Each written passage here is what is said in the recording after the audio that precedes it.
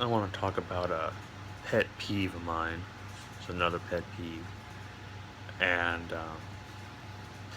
this time it's people who make a living helping people who don't have jobs.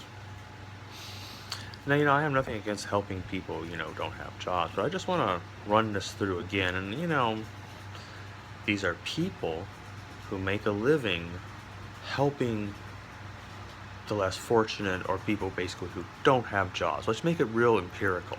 People who make a living helping people find jobs or who don't have jobs. Now, you might be thinking, well, I've really belabored this, but what's the point of this? Well, let me explain. You see, okay, these are people who come every day to work and they sit at their desk and they have their, their Starbucks and they have their little personalized hot beverage drink cup and they have their little family photos and their little teddy bear with a little pink bow around it and they have their little clutter mess of papers and they're making a living and getting healthcare benefits and all sorts of things just to help you find a job.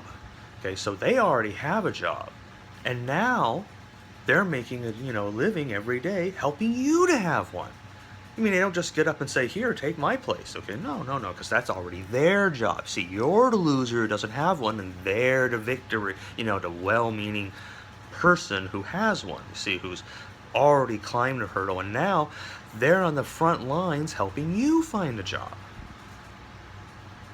Okay, that's great. I mean, if you want a job, that's good, but by them being there already, they're already saying there aren't enough and there's a problem, okay? But let's just say, let's put everything in like a really positive perspective and say, that's great. Okay, so put this on pause. Okay, so me and some people, okay, we needed housing at one point and we went looking for housing because we couldn't really afford very much. And there's a real dearth of affordable housing in Los Angeles.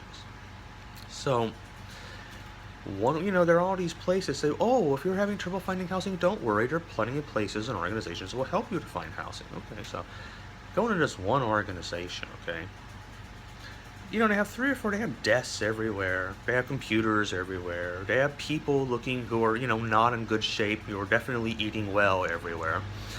And, and they have all the trappings of the office. They have the little thing, this and the cute little that and the little comic strip and everything, okay? So they're all there and they're making a living. So you sit down there and say, hey, we need housing like yesterday. What can you do to help us? It says, well, you can get on this wait list if you're in Section 8, and you can get on this wait list if your income is below this, and you can get on that wait list if you happen to match these three criteria. Okay. How long are these wait lists? The shortest one is 4 months, but that's optimistic. Okay, so what else do you have? That's all we have. Oh, okay, well, you see, I'm about to be homeless in like a week or 2 weeks, so that's not doing it for me. Is there anything you can do to help me? No, I'm sorry, that's all we have. We know there's been a problem out there, and that's why we're all getting together as the staff to put together a collage of pictures of homeless people, and then we're gonna apply for permission to put them in City Hall.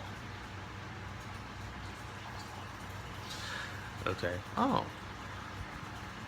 So every day, they come to work and they drive their little cars in there and they sit down with their cares and their worries and their stresses and their little pictures of their cute little dogs, and they get paid to tell you to put you on a waiting list and tell you there's nothing they can do without even any kind of emotion or concern or attachment or engagement. And that's how they make their living every day. And they think that you're a loser.